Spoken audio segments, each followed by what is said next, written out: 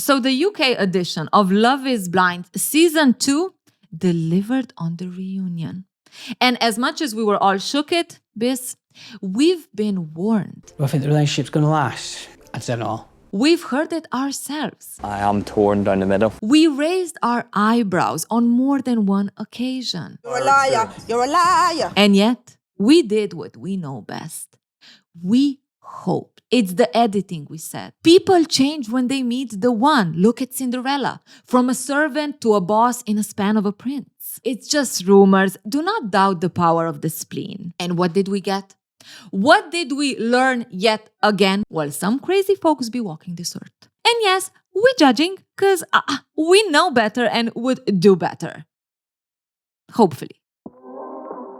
So Bardha said no at the altar. And in her words at the reunion... Yeah, I wish you all the best, far away from me. And this apparently flipped it all. Because people pointing at Jed, side-eyeing his ways, were now looking at Bardha and they're like, wait, is she the actual villain? I mean, that's how it was in all of your relationship. There was only one person with real issues. Am I right?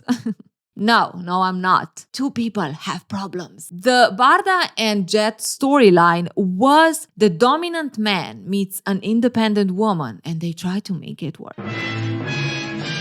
If you remember in my last video, I was questioning what does dominant mean? Like a dominant man, because that's something Jed was saying, right? Is it financial? Is it emotional? Or like one of the comments said in the previous video, lead in caring, lead in listening, lead in communicating. Until we do. Oh yeah, there is actually a moment where Jed explains what is he used to. Previous relationships, I've had what you call kind of yes girl. Apart from him basically disrespecting his exes by calling them yes girls, what do you mean? You need to get used to Bardha because she's more independent. She is a very strong-minded woman. What does independence mean then? The ability to say no? Oh, do you know how difficult it is to adapt to a woman with a voice? Give Jed some break. A little understanding, please. The man is going through it. We're not here to mess about, girl. Oh, but mess up they did. And apparently, one event triggered the downfall of this seemingly perfect couple. The terror of many dates in today's day and age. Who's gonna pay at the dinner? Yep, still the challenge of the humankind and relationships. We doomed. So Jed tells us that they were working on it, okay? They were working on coming together as an independent woman and a dominant man. They were sharing the bills. They were trying to do half-half. But then one day, he just wanted to treat his woman. He just wanted to take her out for the dinner and pay. And they agreed. But when the waiter come with the bill, oh, Bardha is flipping that credit card as though her life depends on it. And Jed doesn't feel good about it. And not because he's a dominant guy and he has to pay. It was more the fact that I felt like I wasn't heard. From what Jedi told us, Bis, I'm on his side. What do you mean you agree that he's gonna treat you, that he's gonna pay, and then you do it? Bardha is explaining to the girls that it was just a spun of the moment. As far as I'm concerned, I was trying to do something nice. Side note, when it comes to the need to, let's say, this radical need of paying, be it man or be it woman, I myself did it because I almost felt like I need to prove to the other person that I am not a burden to them. Partnership means both of you coming together, and if both of you are coming together, it doesn't mean that your place is threatened. Take some adjusting. I get it. I get it. Side-eyeing it, or it can happen. I still don't understand how this fight or how this situation resulted in an argument where Bardha saw sides of Jed she did not feel comfortable with. I vow to do all those things at a time when we're both ready. After she said no, Bardha actually talked with Jed there at the wedding, and she explained that despite saying no, she still wants to continue the relationship. She still believes that they are good for one another, but there are things that they need to resolve before they say, I do. Now, I've heard people being mad at this situation. If she said no, why does she think that they can continue the relationship? And I'm baffled. To me personally, it's more sus when a person says no because they have doubts, they still want to work on it, but you're like, no, I'm here to get a hubby. I'm here to get a wifey. And if I don't do that, then you're not worth my time. Like, what the fuck is that? And yes, I am side-eyeing another person on this show, but we'll get to that. Patience. So the peeps out there was upset and Jed was upset. He was very good at controlling himself, keeping calm. His face, not so much. I don't know about you, but if I'm telling a man, I love you, but right now I'm not ready to say no, and he's giving me this look, I'm keeping the ring on. Not in sign of commitment. Jed obviously has all the right to be mad, to be upset, especially when he was 100% sure that Bardha is gonna say yes. So you think she'll say yes?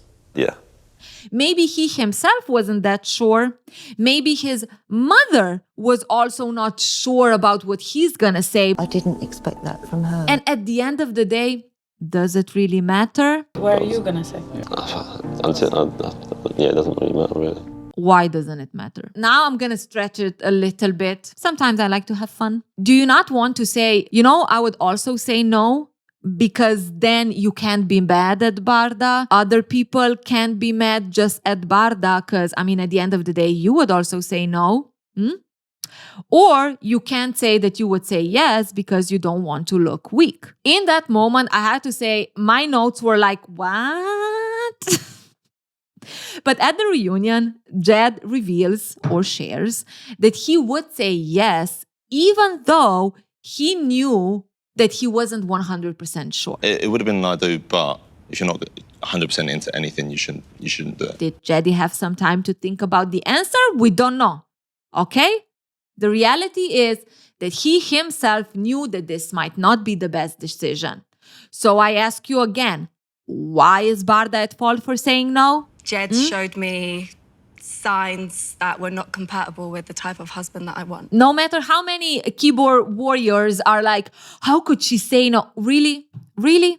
If your friend came to you after 2 months of dating someone and they would be like, yeah, I don't know if I want to move in with him because he showed me a side that I don't really feel comfortable with, you'd be like, oh, what a B. Count your blessings. The man wants to move in with you. No, you wouldn't. So calm down. At the reunion, we actually find out that the two of them try to make it work, okay? She was driving my car, we're going on date nights, I was buying her flowers. These are all the signs of the effort put in a relationship. In the sign of commitment, as Bardha says, she decided to continue wearing the ring, right?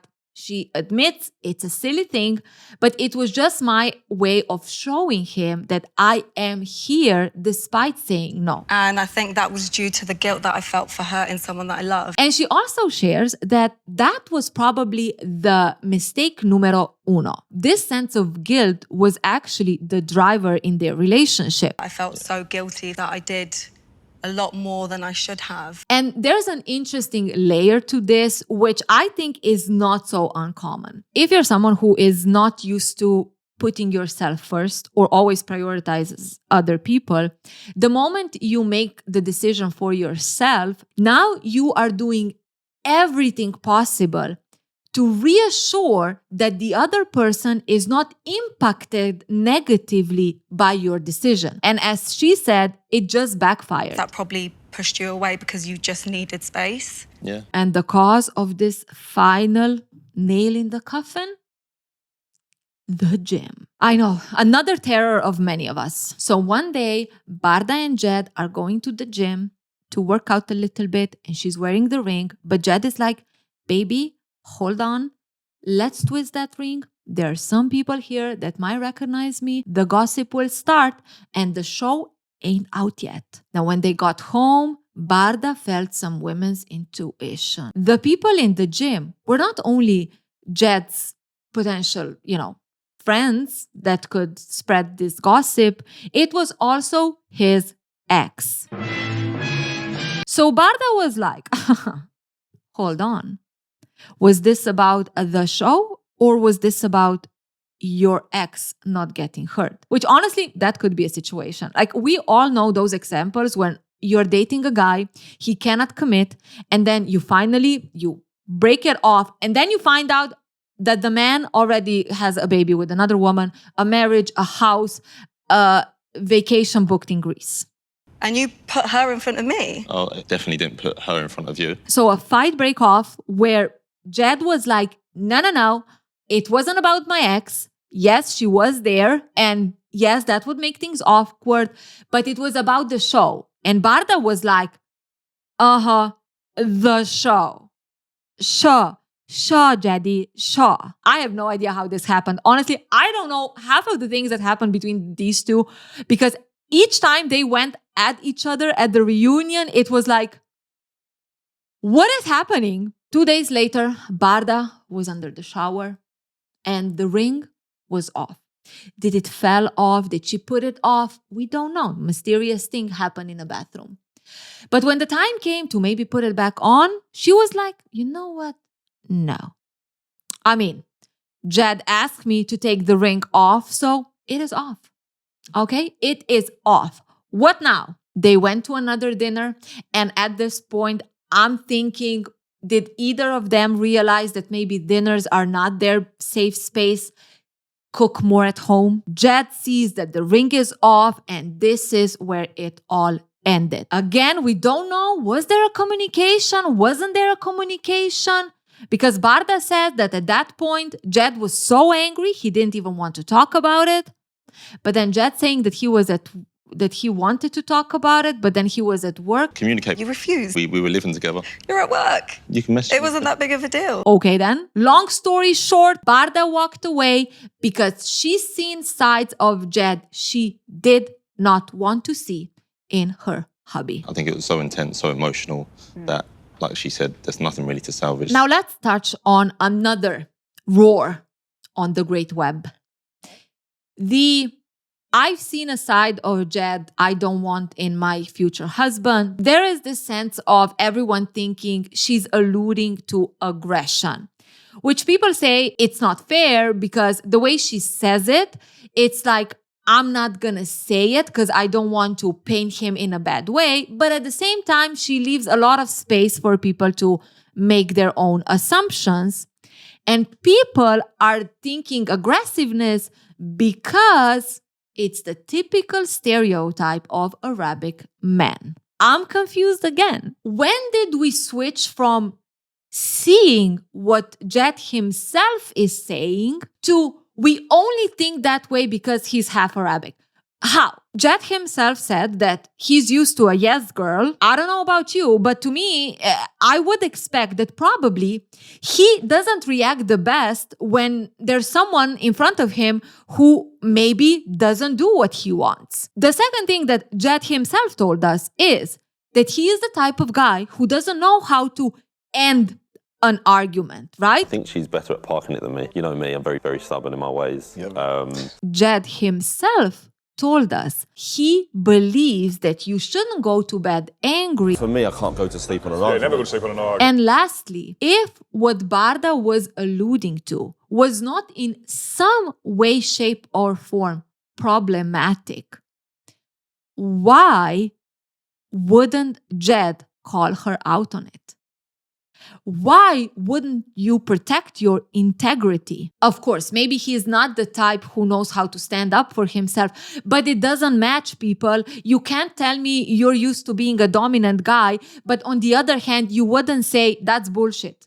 It's bullshit that you're alluding to me doing something extremely problematic behind closed doors. So no, it's not about stereotyping Arabic man. Let's just focus on what the man himself told us and what he is struggling with. Does this mean that Jed is fundamentally a bad person? No, we don't know the guy. But that's for him to then work on it with whoever he's going to be with. Is there any way back for you two? No. No, not from my side. So the two of them go their separate ways, and Bardha really needed to create that distance because the girlie moved to Dubai. She's still living there, and yes, you're questioning, wait, moving to Dubai just 3 weeks later? On the other hand, it could be just a fuck it moment. I have savings and I'm out. We will never know because after this video, we do not care anymore. What did shock me a little bit was that the rumor about our chosen one with the spleen upgrade was actually allegedly true. When the show aired, did you come across the rumor about Patrick?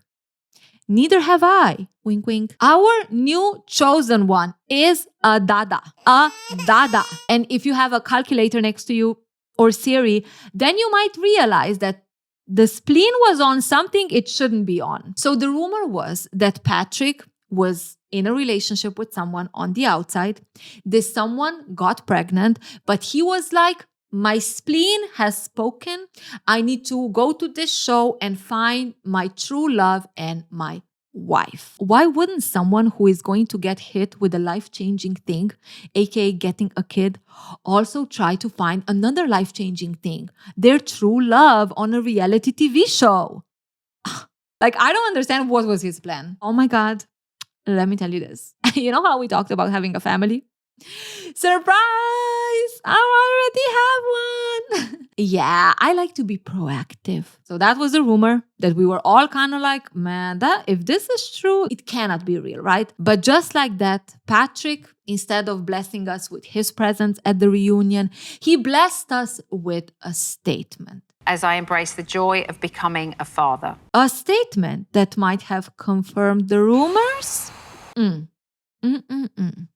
Allegedly. People were shooked, but overall, Anu says that regarding the experiment and experience, she would not change a thing. Which, maybe she should. Just a little bit, okay? Your headscarf looks silly as well. It doesn't match your outfit. Going after someone's looks when you're upset is not the mature thing you think it is, okay? Journal about it. Preferably with pen and paper. Not ChatGPT. You are not an oracle. It's lying to you. What married life?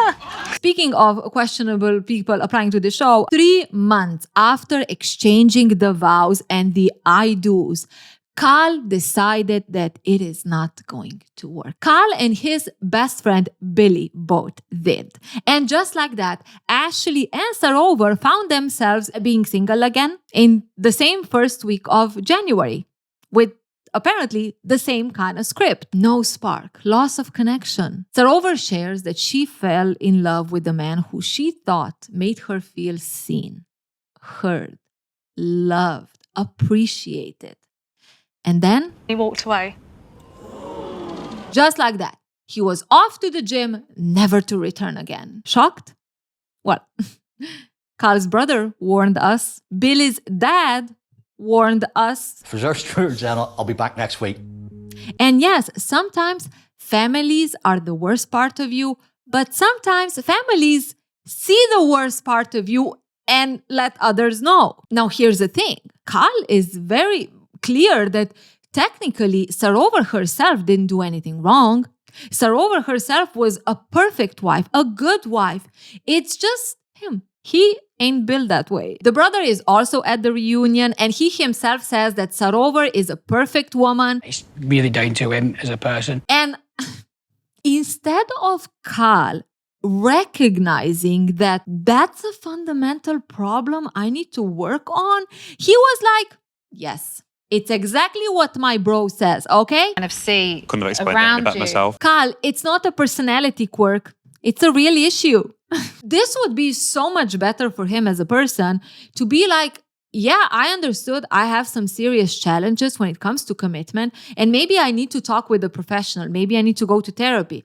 Not be like, okay, you know what? I kind of figure out that this is not for me. So deuces. You wanted more from me. I couldn't give more. Carl cannot give the level of affection Sarover wants, right? Physical and emotional. And that's just the way I am, and you knew I was like that. Don't you just love when people hit you? Well, you knew it from the get-go. You knew it also. Like, where's your role in it? And then if we know something from the get-go, isn't the point on working on it? Not just, well, you need to accept it and period. Sarover herself calls him out on this whole bullshit of you know it. Because she's like, well, why did you marry me? You knew that I'm affectionate. You were living with me in Manchester. You saw what is my love language. I was the same person, Cal, that you were literally with in Manchester. If you remember, before Cal and Sarover getting married, Sarover had to basically ask her family to trust her with choosing him, which was almost like a step forward in her relationship with her family, like letting her do what's good for her.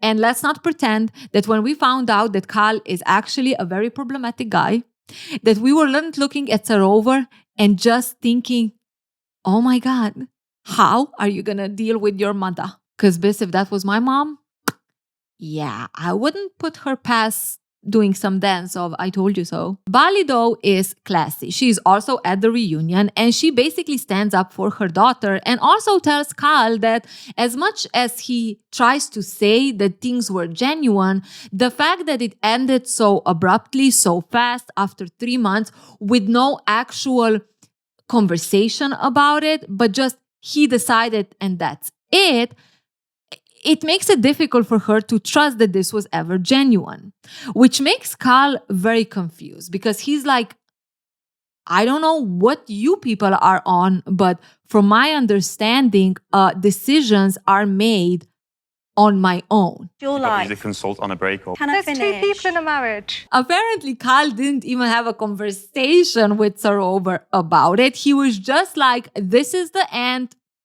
Bye-bye. So when it comes to this whole situation, this whole journey, as much as we are all looking at Cal like psychopath alert, like the level of performance is making me nervous. At the same time, us as the viewers and also Sarover as the participant, like we need to take a step back and also admit that we're a bit dumb. Okay? Yes. We fell for another hope at the end of the day. Because let's also look at the situation for what it really is. This was a man who was never in a committed relationship. This was a man who said that he never thought about a wife or a person being a priority. I've probably not even thought of that till now. Definitely. This was a man whose family was like, yeah, Cal is not one who will adapt. He's the type when things get a little bit tough, when his routines are not going, he's just gonna dip out. But like, yeah, I don't want to be a part of this. Let's be done. And even knowing that there is not such thing as the perfect person will come and you will totally change, we still looked at both Sarover and Cal and we were like, but maybe it is possible. Huh? Dum. Does it suck for Sarover? 100%. Was she blindsided? Clearly. But I am going to take this opportunity to talk about some signs that actually happened in the 9th and 10th episode. And I'll be making notes, okay? And it's not for Cal and Sarover to see, oh, should she know beforehand? It's more for us. If we find ourselves in certain situations, just to pay attention and maybe not just, brush over it. There were 2 particular occasions where Cal joked or referred to Sarover scoring with him in some way. And one thing was directly with Sarover. If the wedding was yesterday, I would have said yes. You would have said yes 3 weeks ago. And the second one was with his friend. When he was asked, I think, if he has any doubts about it. Always saying no. Love is blind, but she's not. And I get that this can be just a way of talking, humor, and so on. If the joke is always putting you on a pedestal and the other person down, then that joke tells something about you and how you see me. To me, through these clips, the way Cal was joking and presenting himself did come across as entitled. Almost like there's no doubt in his mind that Sarover would ever question choosing him as a husband. Overall, hearing that someone can't commit, was never able to commit, is not something to be taken lightly, and it's not something that it's going to be solved when they meet the right person. It's a personal internal thing that they need to work on. Now, as I mentioned, Carl did this pool and skip-a-doodle in the same week as his new bestie, Billy, did. And according to the girls, the coincidence was too coincidencing, okay? It's very odd, the timing for you both. No matter how much the men are like, I'm a man, I can make a decision for myself.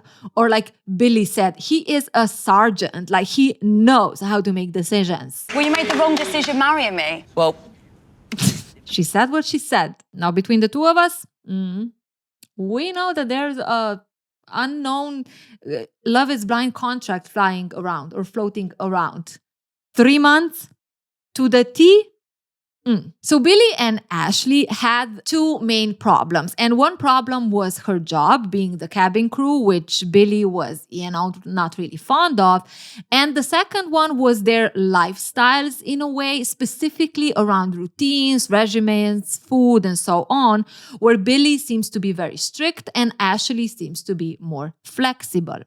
Now, despite it all, at the altar, even though Billy was still 50-50 on saying yes or no, in his words, he bet on love. you're my future, Ash. Here we are, husband and wife. He said yes, and for Ashley, this was the best day of her life. Finally, she was chosen. Finally, she was good enough for someone to take her on. Does that sound weird? Billy saying yes at the altar was all the reassurance she needed. And yes, we are thinking, So in my previous video, I shared that Ashley to me came across as pretty decent person, like fun, bubbly, genuine. I didn't see much problem with her. But I have to say, when that 9th and 10th episode rolled around and that wedding day time came around, I was a bit like, Ashley, sweetie, you too desperate. Billy was doubtful because Ashley has a job, cabin crew. He dated someone that was working in cabin crew before and it didn't work out because of the distance. And for Ashley, this almost became a proof of her being good enough. I don't know if there's any more I can physically do to show him that I'm enough. If Billy decides to marry her, despite this doubt of the job, then she is good enough. And Biss? No. Some people simply do not want to be with someone miles apart or be with someone who they can see 2 to 3 days a week. It has nothing to do with your worth. It has nothing to do with not loving you enough. It is simply that that's not the life they want to live. Ashley was clearly the type of person that put a lot of self-worth on, will he accept whatever it takes for this love?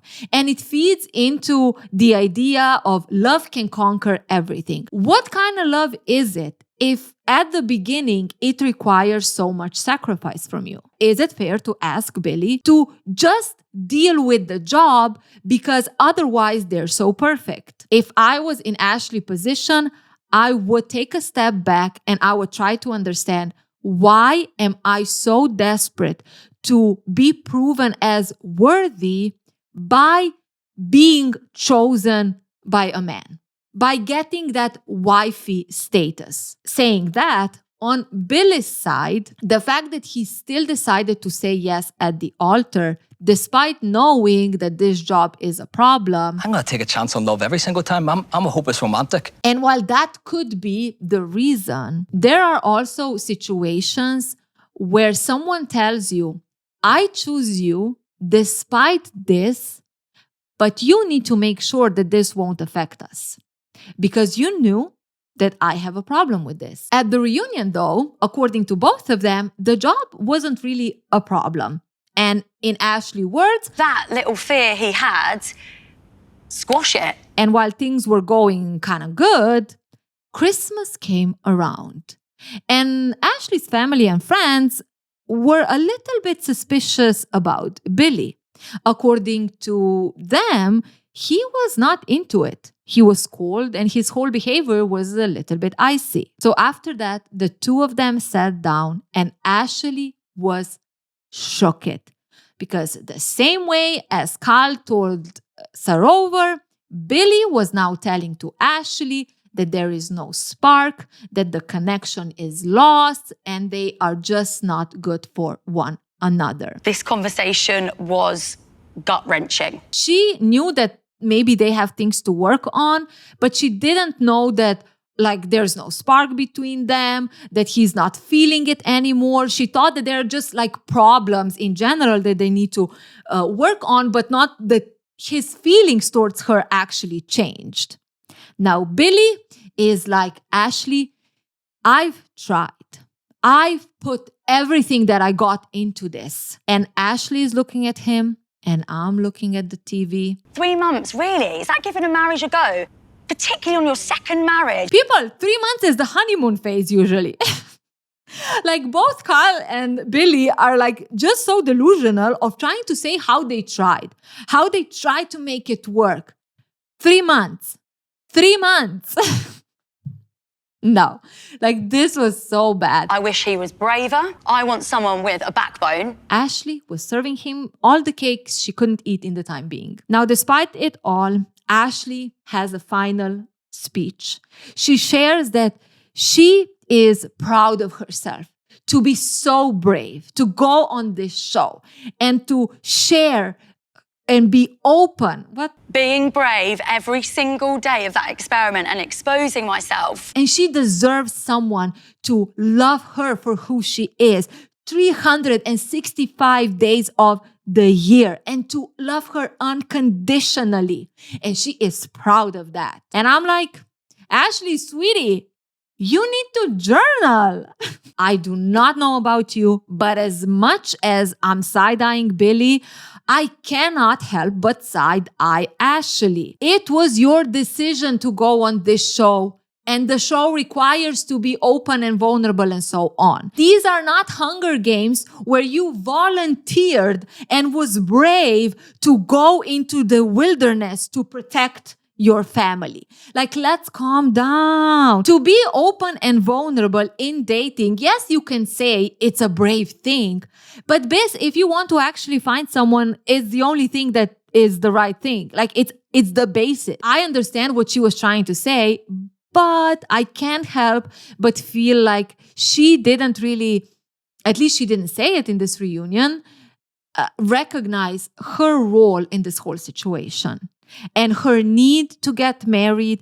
And I don't care if you say that you deserve it and this and that. That doesn't make it okay when you're almost desperate to get married and marriage is your goal and you want the guy to just say yes because that's all what it's needed. Talking about not being fond of jobs, there is another couple who seems to really squash this problem.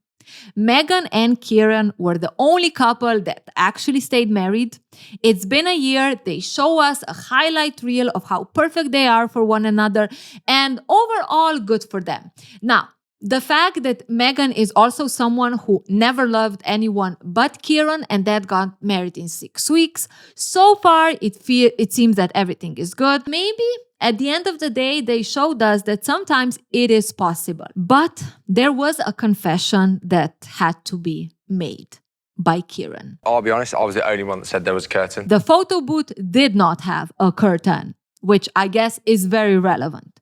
And we're also going to pretend that the reunion opening with everyone entering the photo booth was not problematic. Why wouldn't we use someone else's plane for entertainment? Again, this is not a Hunger Games show. So whoever edited that initial part, calm down. And Javan, finally, we get the truth. Because somehow that erases all the other problematic things that he showed us. Also, the fact that it is confirmed that him and Sophie were arguing in the photo booth. We were actually arguing. Right. also proves that Javan was a stand-up guy that didn't lead Katisha on. In the words of some people on the web, arguing with someone might just be a level of intimacy that is not comfortable for newly engaged couple.